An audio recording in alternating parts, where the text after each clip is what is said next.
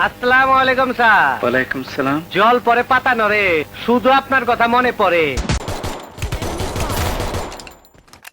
আর jail আমার telephone করে কইলো, না না গফুর খুব বাড়াবাড়ি করতেছে, ওর জন্য আমি সিট খালি করে রাখছি, পরে পাঠায় দে।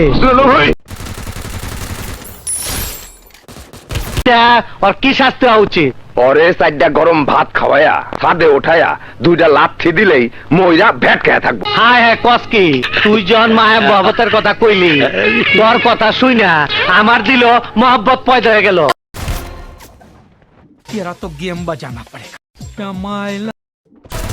এই মদন হালাই কইতে নাইলো আমি তোকে কবরে শোয়াবো টুকাই। হালার পো